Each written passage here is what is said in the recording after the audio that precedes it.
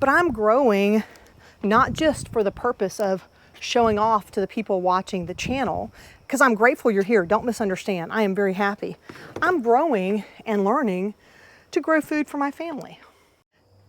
It's mid-April, which means it's time for an imperfect garden tour. Now, this is actually the first garden tour I've done in 2025, just because of some personal challenges and setbacks, knee surgery, and all kind of other stuff going on. But I'm excited to show you the imperfect progress I've been making here in the meadow. And if it's your first time here, taking a look at one of my garden tours, and you were looking for this perfectly coiffed, beautiful, everything's been properly planted, all the lines line up, this is probably not the garden tour for you, because it is very imperfect. But with that said, I'm very proud of the progress we've made, and I'm going to show you what's growing on. Now, I'm growing here on my Northeast Florida suburban lot. I have about 1/4 of an acre, and I use the outside perimeter for most of the gardening. And for us here in zone 9B, now I have to keep remembering that, we are well into our growing season, but I did not have a chance to pre-start my seeds by frost date. So I've just been direct sowing. So as we go around the garden, the meadow, I'll be more than happy to share with you the different varieties that I've been planting up. The patio seems like the perfect place to show off the progress. While it doesn't look like much, we're very excited to have gotten the dragon fruit trimmed up this year and fertilized and remulched. The onion, this is our kitchen onions. We bring them out and shove them in this little bed, and they are going to seed now. And so I've just left these here. Last year, they actually sprouted right on the plant, and then I transplanted them and grew that batch last year. So I'm hoping to be able to do the same with these and collect the seeds and keep on planting. Over here in our second patio bed, we have some bee balm that volunteered here, and I have planted, I have my little list. Let me get that out. Here on this half, I have U Choice Some, which is like a broccoli rapini or something like that. And I just broadcast sowed them. I am going to come back in here, and where these are really close together, I'm going to prick them out and sort of transplant them around a little bit more. Then on this side, I can see they're starting to come up now. I've started culantro, that's C-U-L-A-N-T-R-O, and it is Vietnamese cilantro. We use that in pho and other dishes where we're cooking our Southeast Asian dishes.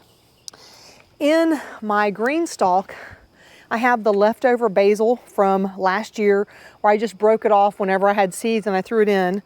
But the bottom 2 layers now have been cleaned up, and I have planted a Thai basil variety called Pak Itu, and Mom gave me those from her garden. So I just planted those a few days ago. Pretty soon we'll see them start to pick up. There are a few little weeds that keep sprouting up in here, but I'm keeping an eye. One of the nice things about basil for me is I've really learned to identify it. And so that, I don't know if we can see that in that close, that is something I don't want in here. But that is basil. Basil has this really sort of cool looking leaf formation, so I know that's basil versus those over there are not basil. That's probably one of the best things you can learn to do in the garden, is being able to identify when something's popping up, if it's what you planted or if it's something nature planted for you. And while I didn't plant it, over in this bed, we're growing fat cats. Hello, Moose. Hello, Moose. This bed is another one of those imperfect situations. We covered it up to keep the cats from using it as a litter box, but you can see he's just using it as one of his napping places. The plan for this bed, though, let me back up a little bit, because we have this great trellis over the top of it. And so my plan for this bed this year is to plant ground cherries. And so I want to see how they do. I have planted loofah here in the past, but I'm just going to swap that up and see how it goes. Over here, our sweet potatoes are held out from last year. I've got to work on irrigation here. I just laid, this was from another bed. I laid it here for now. Just testing some things out. But I'm actually going, I have this, I have some other starts. When I get the irrigation laid in here, I'm going to plant it out kind of in a square foot garden. Maybe that'll be a nice way to keep me organized over here, and we'll keep on growing our sweet potatoes. Over here, we have our bananas, and I'm very happy with how they look. I did the chopping down and pruning back of the banana plants. Then my garden helper got in here, moved it all around, and got it all mulched in. And I think I'm gonna have to stay on top of this dollar weed if I want that to stay out of there. I do need to separate some of them. I have a video coming out about that, how I'm gonna separate these two here, because this one's gonna go to Mom's. Mom is officially my mother-in-law, but she is just my mom. And so we swap garden seeds and plants and advice and help and encourage each other. So it's a lot of fun doing that. You also see there's some sweet potato leaves there because I planted sweet potatoes as a ground cover around the bananas, and they'll start popping up again real soon. Now, you may wonder, why am I showing you something empty? This used to be comfrey. This is what comfrey looks like. It is a deep rooting plant. It brings up nutrients from very deep in the soil. Native Americans have used this plant as a poultice for knit bone. I happen to have a sterile variety. So if you're thinking about comfrey for your garden, you want to get a sterile variety. I believe this is Bocking 13. I can't swear, but I'm pretty sure that's what it is Bocking 13. Because if you don't get a sterile variety, it will be everywhere. And this has not grown past any place I have planted it. I've got a little more over here. But let me show you what we did with the one that we dug up. When we pulled it up, there were these little roots, little plants that were about thumb-sized. And so my garden helper got them potted up. And this is about 3 weeks of growth here. There were no leaves. All the leaves that were on them died off. This is all fresh growth in the last 3 weeks. We just threw them in some soil. We're going to transplant them back into the garden, but I wanted to make sure they were going to be viable first. But I basically want to line that whole row with comfrey and start planting it around the fruit trees as well. But if you're worried about splitting up a plant, if you're worried about splitting up a comfrey and you think that it's just not going to make it, I could have put it out right back into the garden, but I chose to do this so I'd make sure that it got watered as we came through with a hose. And so I think it's looking really great, honestly. Very happy to get this back into the garden. One other thing I want to show you while we're back here, and we'll come back to some of these other things in a minute.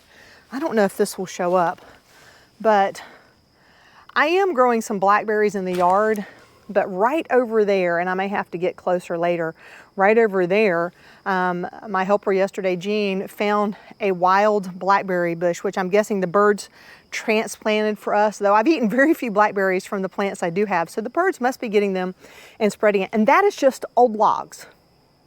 That is old logs that have decayed, and it is growing right out of the logs. So this is back behind the house. Let's see if I can get a little bit closer. We can see, it's harder to see the red ones on there, I think, but I just love that this is just taken over. Now this is a prickly blackberry, and I do have a couple of prickly blackberries up there, so maybe they did just spread the seeds, eat the berries and spread the seeds. Oh, I see a ripe one down there. Oh, there's actually quite a few ripe ones. Very cool. I will not be stepping in there out without my big boots on, though, I got to tell you, because, you know, wood, snakes, woods, snakes, not going to be sticking my hands in there without paying attention. Yesterday, we laid out a layer of mushroom compost here, and I spread wildflower seeds over the top, and then I covered it with straw, and I can see that overnight raccoons or squirrels or possums or maybe even a skunk has been in here digging a little bit. I knew that was a possibility, but I really over broadcast this, and it will be just fine.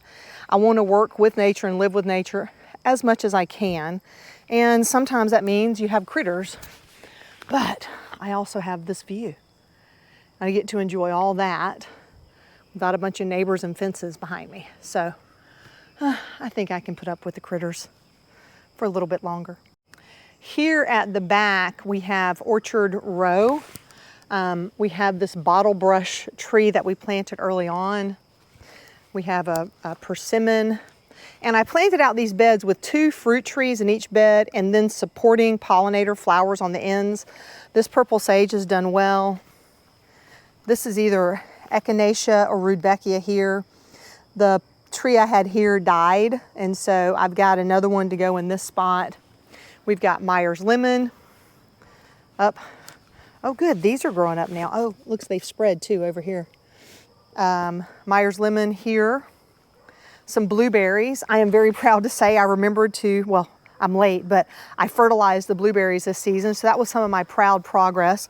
We got this bed weeded out, and same over here, more blueberries here as well. Behind this orchard row, we have a whole nother row of trees that will have a different place in the garden going forward once we get things moving again. So I've got loquat and Persian lime, and there's a nectarine back there. I think we've got a tangerine here and a navel orange. And we have some grapevines back under there. You can see the grapevines going. And here I have mulberry, but I think this little citrus tree that I have here growing, this is growing below the graft. I don't think this is gonna make it under the shade of the mulberry. I think the mulberry is gonna shade it out. Oops, sorry. I'm still a little wobbly on my feet here.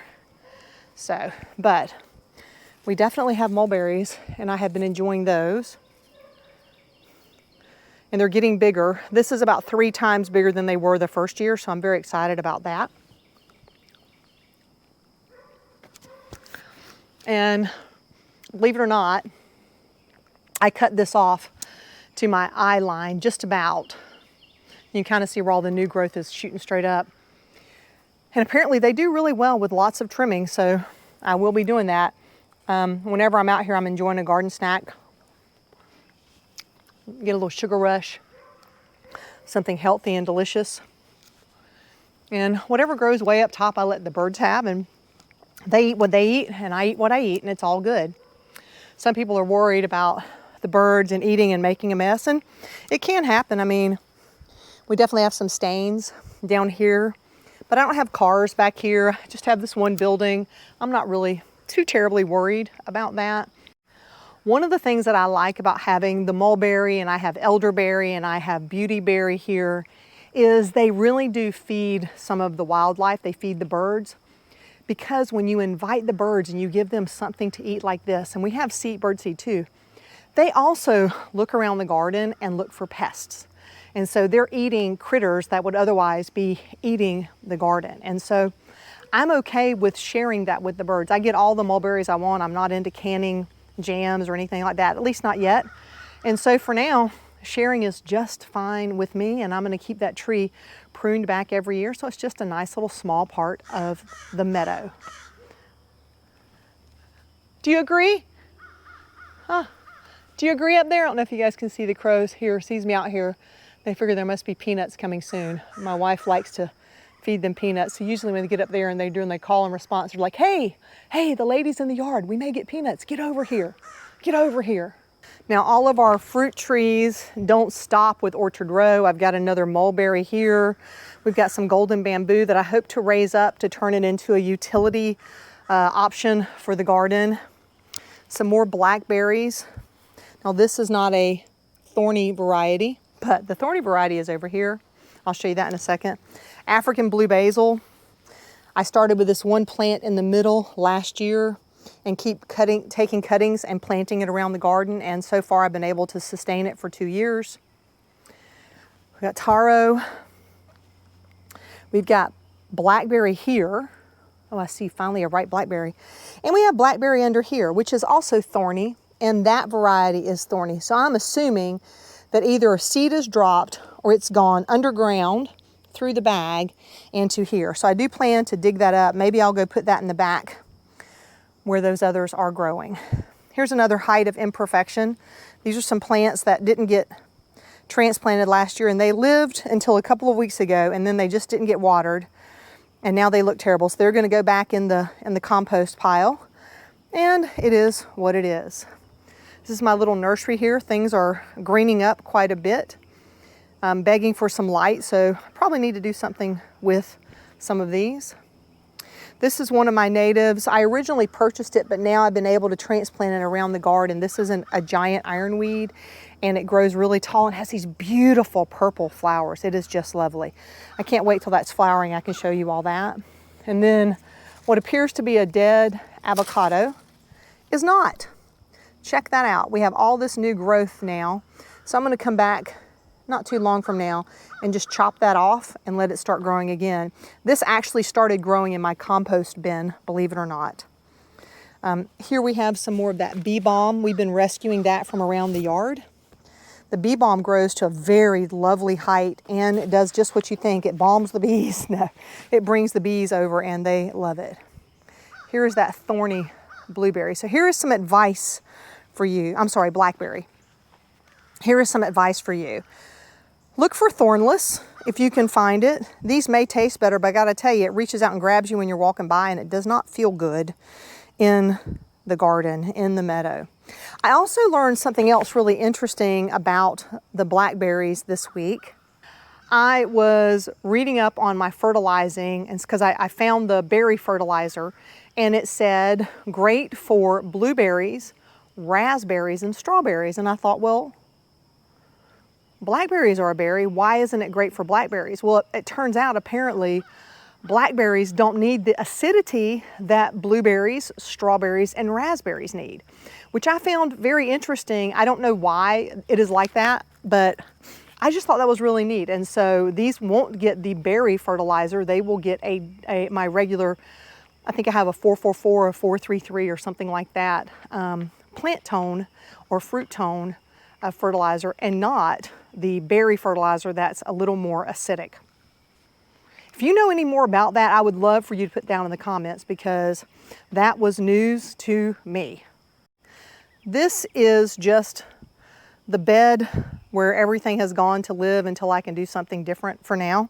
It got it off the ground. I put most of this in here when we were having a hurricane, and I just didn't want stuff blowing around, and so we sort of secured as much as we could in here. But this I'm very proud of. This is the most beautiful cilantro that I never planted. This was completely volunteer. And now that it's getting warmer, it's starting to go to seed. But I'm excited because you know what I'm going to do? I'm going to save those seeds, and I'm going to save them and plant more cilantro. All these other weeds and stuff in here, I'm probably going to regret not pulling them sooner, but it is what it is. We have some tick seed over, I think it's called tick seed, as well as Biden's alba, which is great for overwintering for the bees, and it gives them some food to eat. But you really don't have to try to plant that. Once you get it, you will have it forever. And we have some more.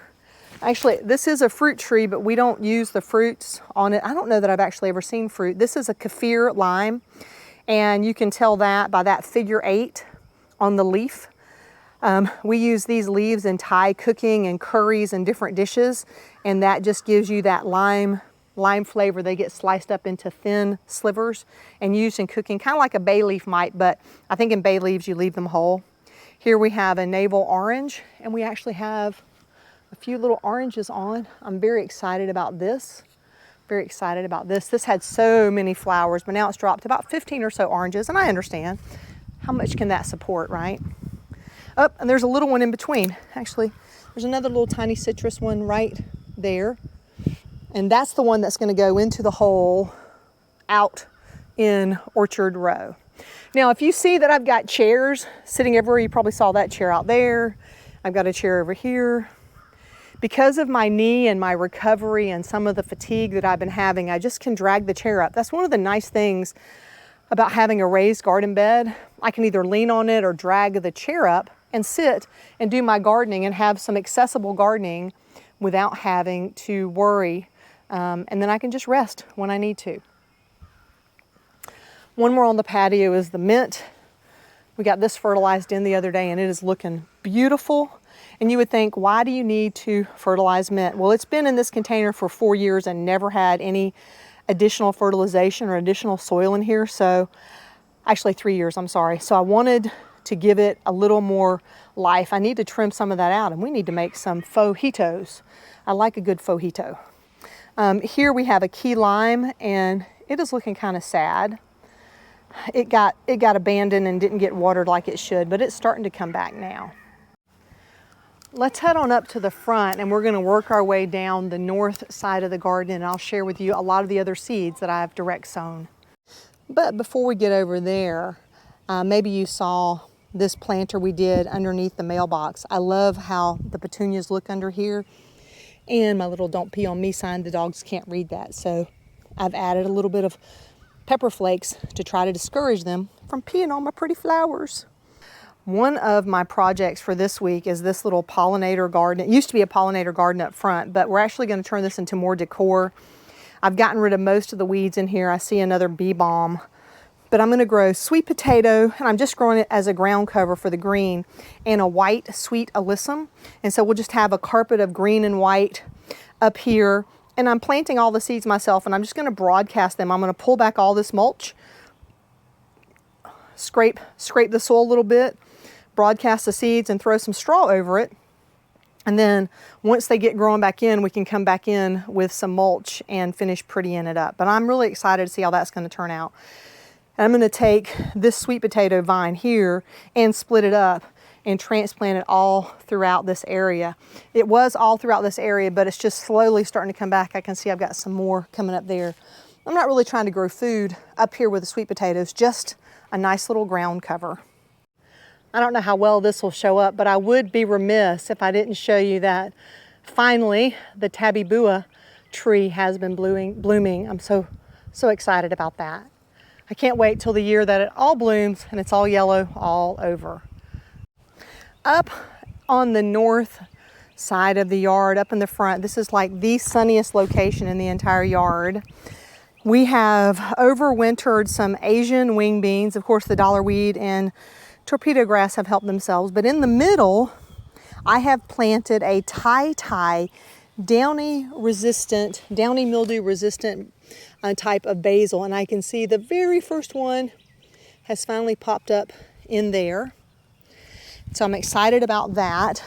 It's not quite warm enough for the Asian wing beans to start sprouting, and I'm going to give that a couple more weeks, and I have more to add more in here, so we'll see what happens. Now, I also had a cucumber planted in here last year, and now I can see I have some cucumber volunteers, so I'm just going to let them keep on growing. This peach tree was one of the very first things we planted up here. I've been trying to thin these out so that they have a shot. Every once in a while I see I've missed some, but I'm very excited to have more peaches. Very excited to enjoy those. So this is kind of cool. The plum tree has proven to me I did not kill it, as did the other one. So we'll see how those keep on growing. The fig is showing off, and in fact, oh look, I didn't see these the other day. We've got new figs on in here. This is looking lovely and lush. The persimmon tree has some blooms, hooray. Now this is going to be an all flower-ish bed this season. I'm not planting food in here. Last year the raccoons used this as a litter box, and so I've decided just to plant flowers this year. And so we've direct sown sunflowers. My cousin's little ones, we soaked the sunflower seeds and they came out and planted them for me. And so very happy to have those growing on up in this bed. And our second peach tree has some fruit on this year too, though some of it's looking a little sad. I have been watering it. It's kind of a different shaped peach. This said it was a Florida peach if I remember correctly. But very excited about that. A little more of the imperfection going on here. This was sweet potatoes a few years ago, and actually I need to get in there and pull those vines out. And I want to put some of that comfrey over here now to sort of clean this area up. This is another bed that will be by the wayside for this season, and we'll get it cleaned up eventually and get it cleaned out. But for now, it is a holding place for when I cut stuff. Except for that lone onion that's in there that was probably planted as a kitchen onion, and decided it could make it among all the other craziness here. Over in this bed, I've done some direct sowing. It's kind of funny when you do direct sowing like this, there's not a lot to see yet, and so we wait. We do have some volunteer beans over there, but I have bottle gourd here. I have some mesclun lettuce here, and I have bok choy here, and then I am going to succession plant those on down as we go. I do not know what other seeds I had in here before, so I've just been pulling those up because that is okay for now. Then over here I have some Japanese Ichiban eggplant and some early girl tomatoes. These are actually from cuttings off of the other plant. And our fruit hedge that we started, this one still needs to be moved, but I never seem to get the timing right, and now that it's got all these blooms, I'm not digging it up now because I want the fruit. This is a Cataly guava. Some of them are the pineapple guava variety. Some of these are a strawberry guava, I think, or a lemon flavor. And so these flowers are just remarkable, in my opinion. I think they look so beautiful. And you get these nice fruits. They're not a true guava, but they're lovely, and they make great little garden snacks, and we eat them with a meal, or we just walk around the garden and eat them. Over here, we have our Sweet 100 tomato plants, and then I started some more, and am I starting to see some pop up yet? Not yet. I may have a little bit too much mulch over these. I've got my list. These are everleaf Thai basil coming up in here. And I got my poles out so that I can get me a trellis going, because these are definitely an indeterminate tomato, and they will go and grow everywhere and give lots and lots and lots. Delicious bundles of tomatoes. Over in this bed, I started this right before I went in for my knee surgery in February.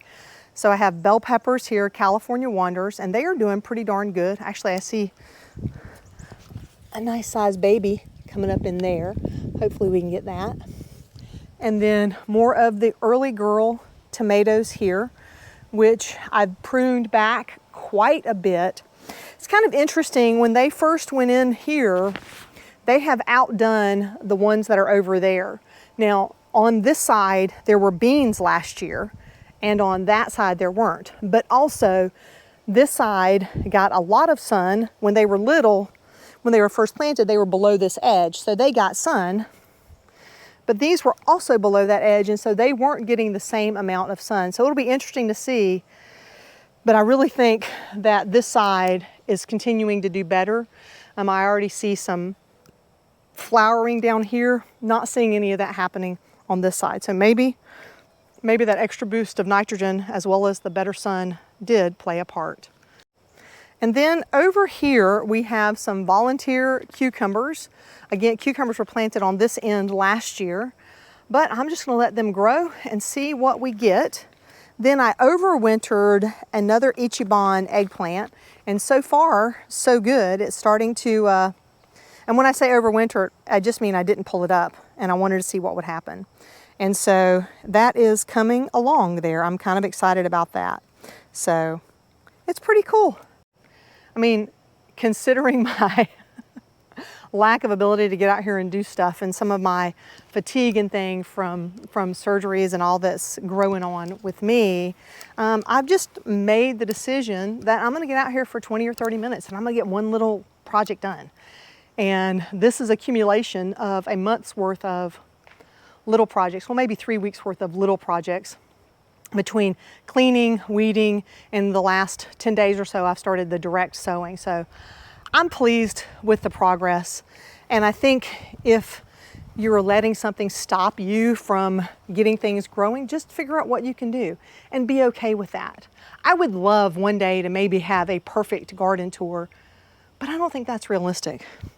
I don't think any garden is perfect. Even for the gardeners where it looks perfect, they've probably got a trash pile somewhere. I do. I've got one right back over there, you know. But I'm growing not just for the purpose of showing off to the people watching the channel, because I'm grateful you're here. Don't misunderstand. I am very happy. I'm growing and learning to grow food for my family. because I enjoy it. It's an amazing hobby and it makes me incredibly happy. And so I can't let all of that imperfection get in my way of my joy. And I hope that you don't either. Now, if you want to see more of what's been growing on here in the meadow, be sure to check out this video right over here. And until next time, my friends, remember to drink plenty of water, wear that high quality sunscreen, and as always, have a fantastic day.